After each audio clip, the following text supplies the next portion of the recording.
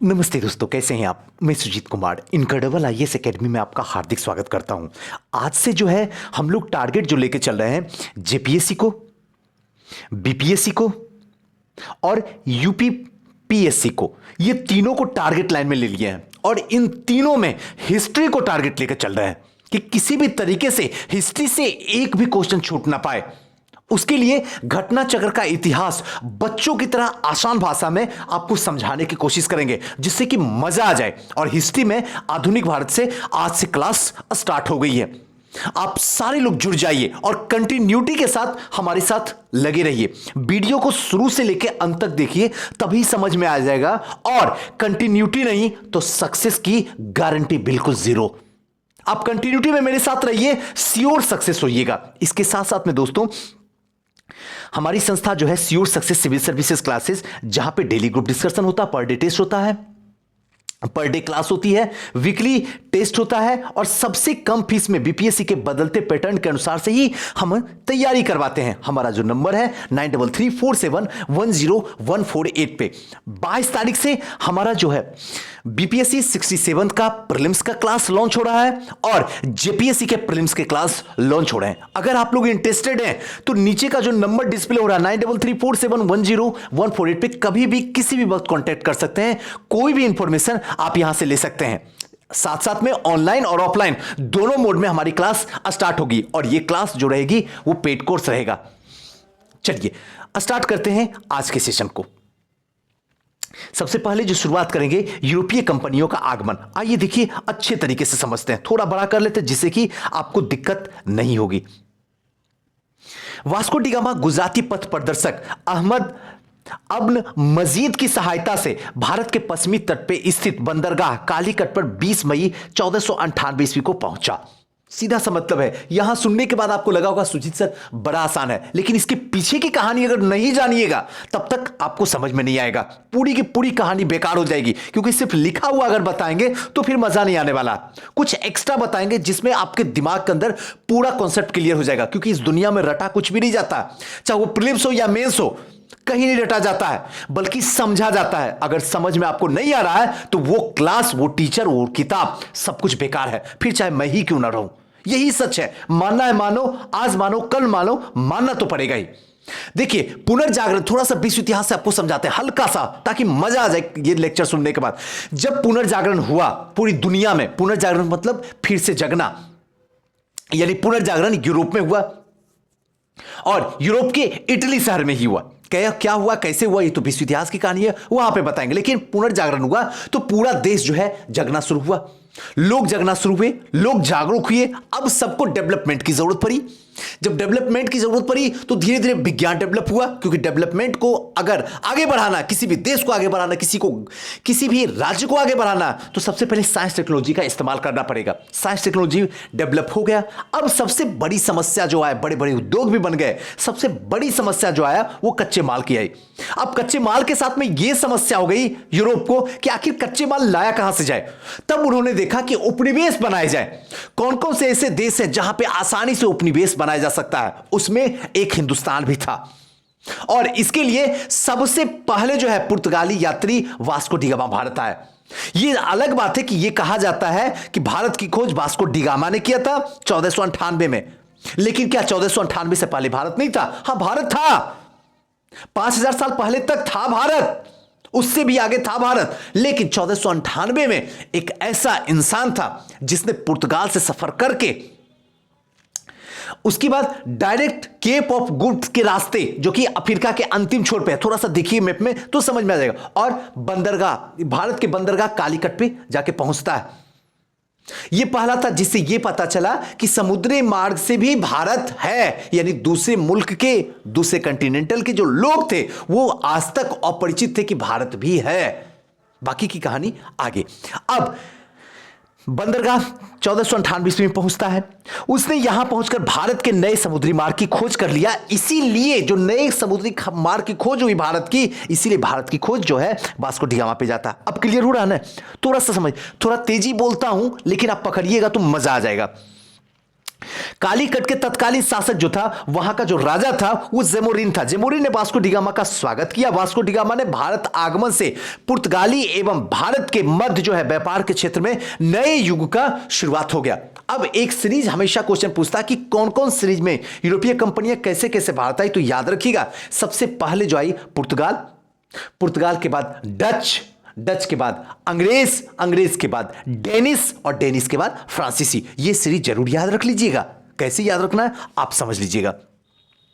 Vasco D gamma ने काली मिर्च के व्यापार से 60 गुना मुनाफा कमाया। इसने यहां पे आया व्यापार करने के लिए, तो सबसे पहले मसाले का व्यापार किया। उस व्यापार से आने जाने का खर्चा हटा दिया गया, तब भी जो उससे प्रॉफिट हुआ, जो भारत से मसाला ले गया था, काली मिर्च अपने देश यूरोप ले गया था, तो वहां 60 गुना अधिक व्यापार किया, फायदा हुआ, जिससे अन्य पुर्तगाली व्यापारी थे वो भी, उनको भी प्रोत्साहन मिला। 1505 ईस्वी में फ्रांसिस्को दी अल्मेडा ने भारत में प्रथम पुर्तगाली वायसराय बना। जब धीरे धीरे व्यापार बढ़ना शुरू हो गया, तब लगा कि अब इस व्यापार को एक सही दिशा और दशा दिया जाए, तो इसने क्या किया, सबसे पहला, ध्यान रखिएगा, पहला पुर्तगाली वायसराय बना दिया, जिसका नाम अल्मेडा हुआ। जैसे होता नहीं, घर में एक परिवार है तो आराम से काम चल रहा, धीरे धीरे काम बढ़ते गया तो काम धीरे धीरे बांटना शुरू कर दिए, उसी में एक को हेड बना दिया जाता है, होता है ना ऐसा। सेम कहानी यहां भी है। यहां जो हेड बनाया गया वो किसको बनाया गया, फ्रांसिस्को डी अल्मेडा। एकदम ध्यान रखिएगा, क्योंकि कहानी अगर दिमाग में चला गया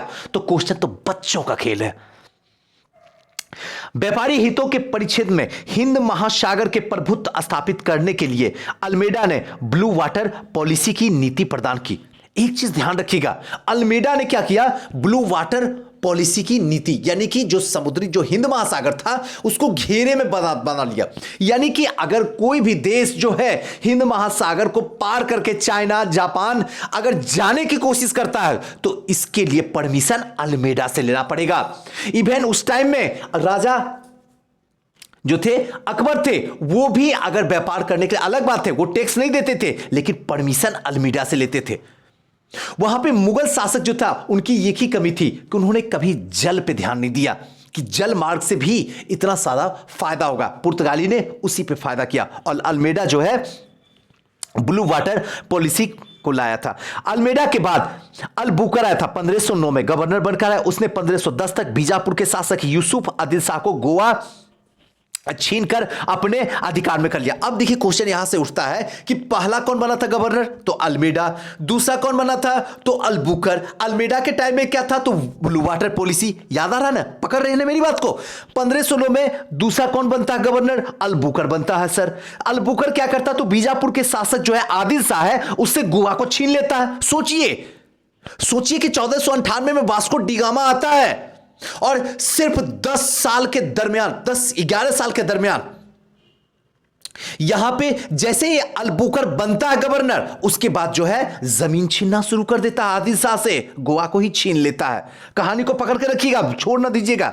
इससे भारत के पुर्तगीज शक्तियों का वास्तविक संस्थापक भी माना जाता है अलबुकर को ही, कि भारत में वास्तविक संस्थापक शक्ति का अगर किया तो किस गवर्नर ने किया, तो अलबुकर ने किया। अल्मेडा ने क्या किया, ब्लू वाटर पॉलिसी। याद रखिएगा, अलबुकर 1511 में दक्षिण पूर्व एशिया की महत्वपूर्ण मंडी मलक्का, ध्यान रखिएगा मलक्का, एवं 1512 में फारस की खाड़ी के मुहाने पे स्थित हरमुज के पर अधिकार कर लेता है। इसी के टाइम में मलक्का और फारस की खाड़ी में स्थित जो है हरमुज पे अधिकार कर लेता है। अलबुकर के बाद प्रमुख गवर्नर में से एक जो थे नीनो डी कुन्हा, यह वर्ष 1529 से 38 तक जो है गवर्नर रहा। पुर्तगाली यात्रा वास्को डी गामा ने भारत के मार्ग में, स्पेनिश यात्री कोलंबस ने अमेरिका, ब्रिटेन के कैप्टन कुक ने ऑस्ट्रेलिया, हॉलैंड के तस्मान ने, डिमेंड ने वर्तमान में तस्मानिया और न्यूजीलैंड की खोज की थी।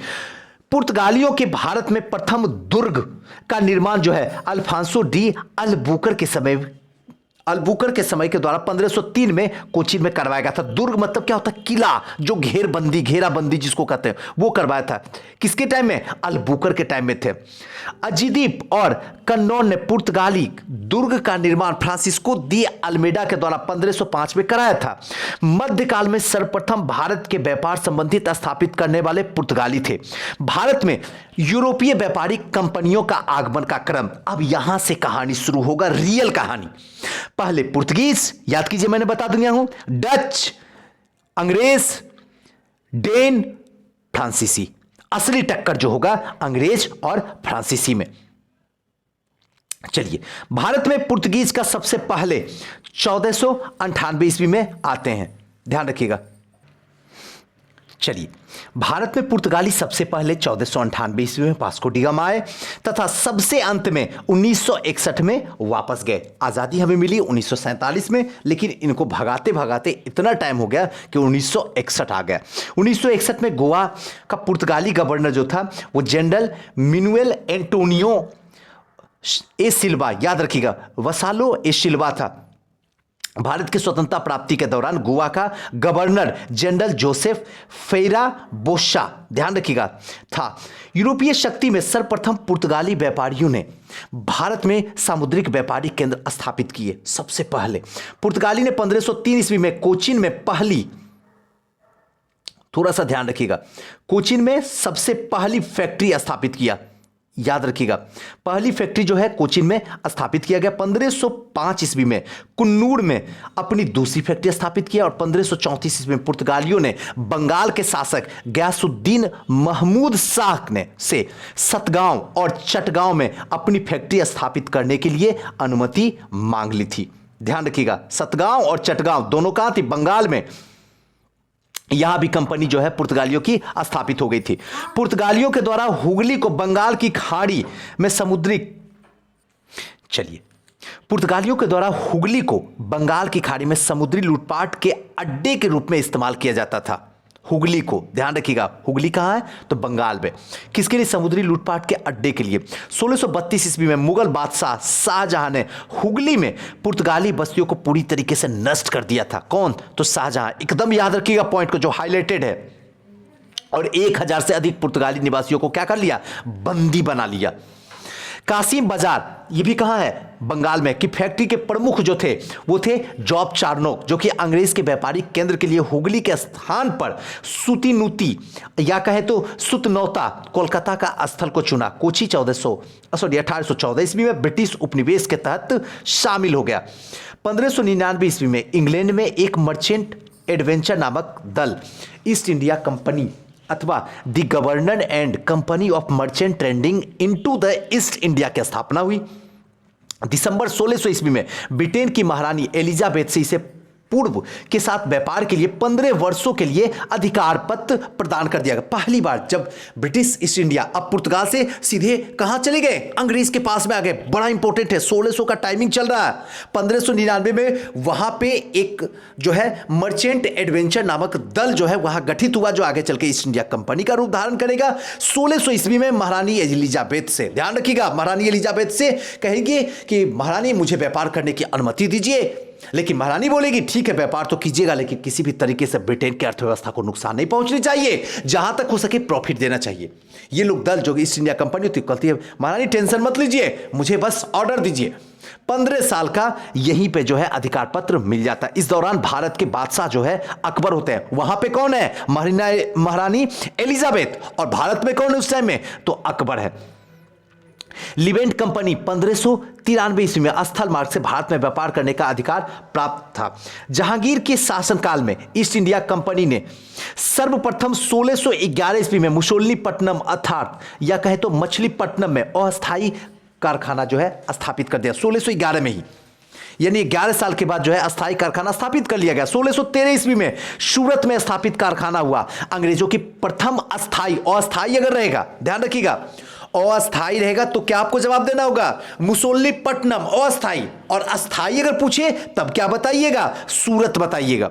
सूरत में डचों के द्वारा फैक्ट्री 1616 ईस्वी में सूरत में स्थापित हुआ और डचों के द्वारा फैक्ट्री 1616 में, जबकि फ्रांसीसियों के द्वारा 1668 में। याद रखिएगा, एकदम ध्यान रखिएगा, 1613 में कहां पे? सूरत में स्थापित पहली अस्थायी कंपनी अंग्रेजों का हो गया। 1616 में जो है डचों के द्वारा और फ्रांसीसियों के द्वारा 1668 में। तीनों डेट याद रख लीजिएगा।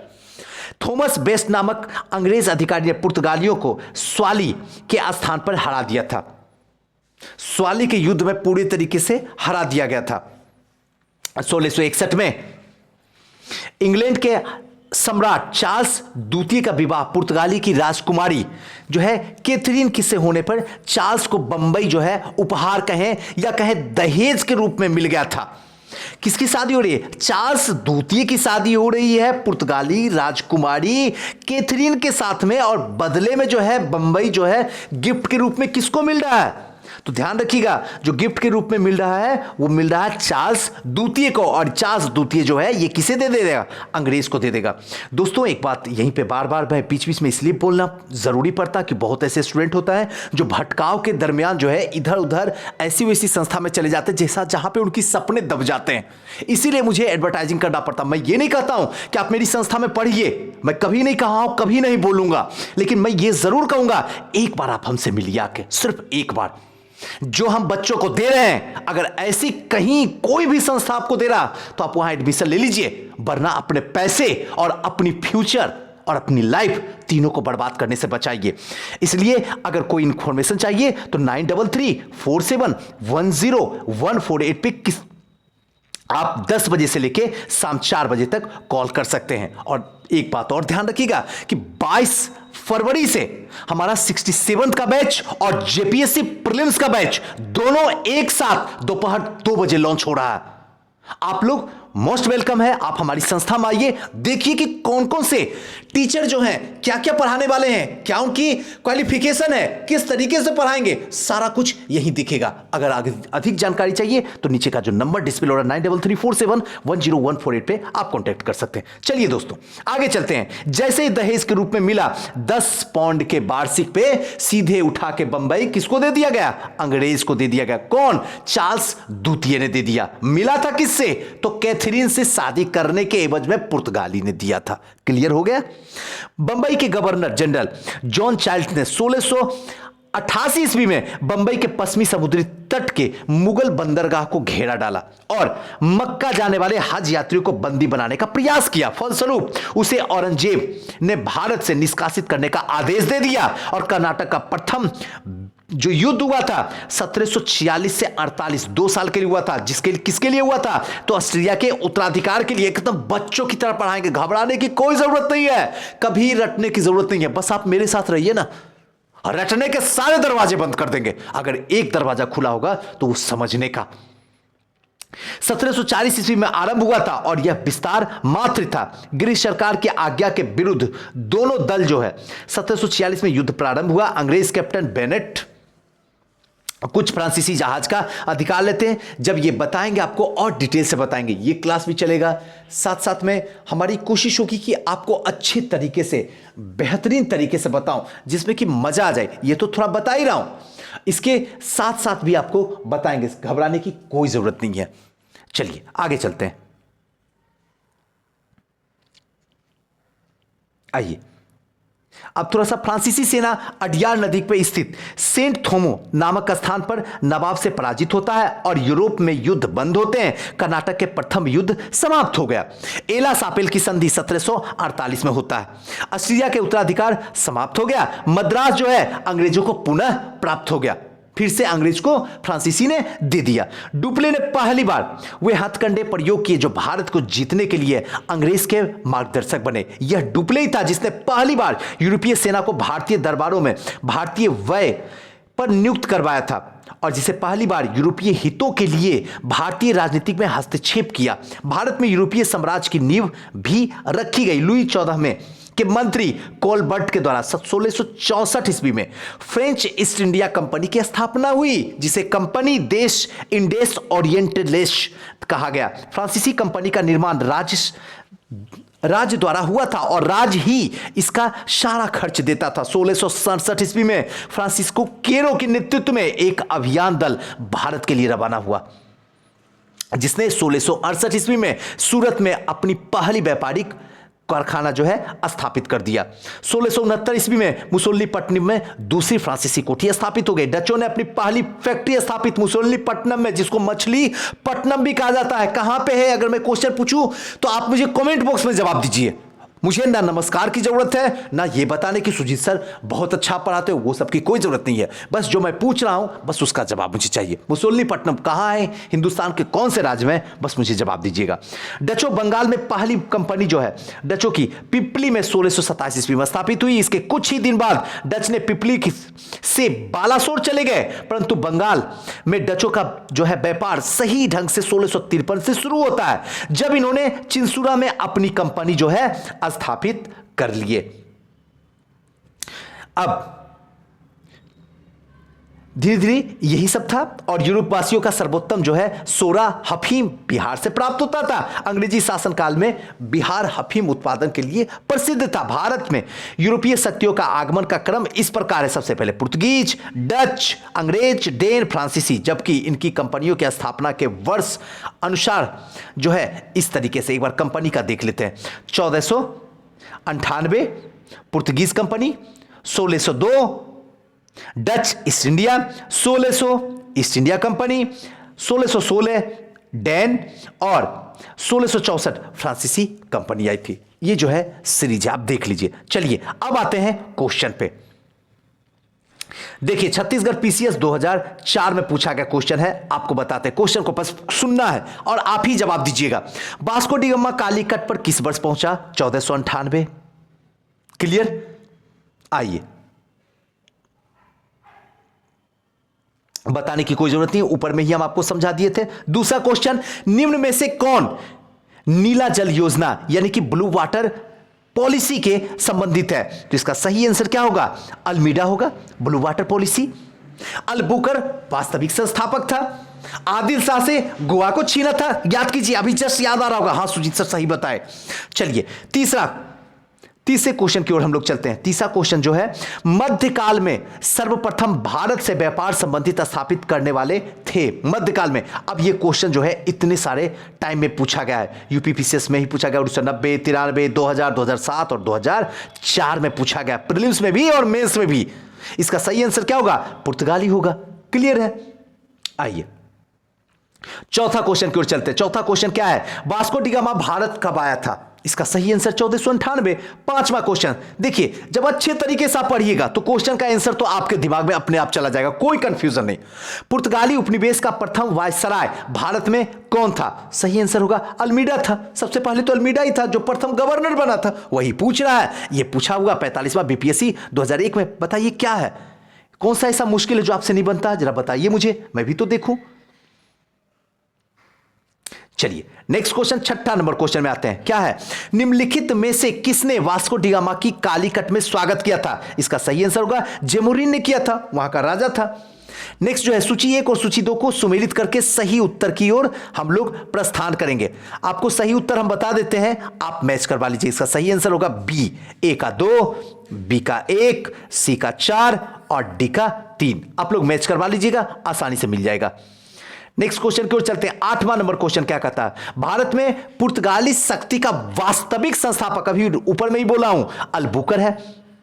याद कीजिए, अल्बुकर होगा। वास्को डी गामा जो था वो कौन था? पहली बार यात्री बनके, पुर्तगाली यात्री बनके आया था जिसने भारत की खोज किया था। लेकिन वास्तविक संस्थापक पूछेगा तो अल्बुकर पूछा जाए, बताइएगा, क्योंकि अल्बुकर ही था जिसने आदिल शाह से गोवा को छीना था 1510 में। चलिए आते हैं नेक्स्ट में, 9th नंबर क्वेश्चन की ओर हम लोग एंट्री करते हैं। 9th नंबर क्वेश्चन क्या कहता है? जरा क्वेश्चन को समझने की कुछ प्रयास करते हैं। भारत में यूरोपीय शक्तियों के प्रवेश के संदर्भ में निम्नलिखित में से कौन सा कथन सही नहीं है? सही नहीं है। अब देखिए पहला जो कथन देखिए, पुर्तगालियों ने 1499 में गोवा पर कब्जा किया था। बिल्कुल गलत है, सही नहीं है, ध्यान रखिएगा, नहीं है तो अंडरलाइन, सही नहीं है। अंग्रेज ने अपना पहला कारखाना दक्षिण भारत में मछलीपट्टनम में, बिल्कुल सही है। देखिए पूर्वी भारत में अंग्रेजी कंपनी 1633 में उड़ीसा में पहला कारखाना बालासोर में लगाए, बिल्कुल सही है। नेक्स्ट डी, डुप्ले के नेतृत्व में फ्रांसीसी ने 1746 में मद्रास पर कब्जा किया, बिल्कुल सही है। 46 पे कब्जा किया, 48 तक में युद्ध हुआ, एला सापेल की संधि हुई, इसमें क्या हुआ? फिर से वापस कर दिया गया मद्रास। तो इसका गलत सही नहीं है कि कौन नहीं है? तो ए नंबर, पुर्तगालियों ने 1499 में गोवा पे कब्जा नहीं किया बल्कि 1510 में। हो गया क्लियर? देखिए आसानी से बन गया ना। ए देखिए आईएएस का क्वेश्चन था, प्रीलिम्स 2003 में पूछा गया क्वेश्चन। 10वां नंबर क्वेश्चन में आते हैं। 10वां नंबर क्वेश्चन क्या कहता है? पुर्तगाली ने भारत में निम्नलिखित में से किस स्थान पर प्रथम दुर्ग का निर्माण करवाया? अभी हम आपको बताए थे कोचीन में प्रथम दुर्ग मतलब घेरा का निर्माण करवाया था।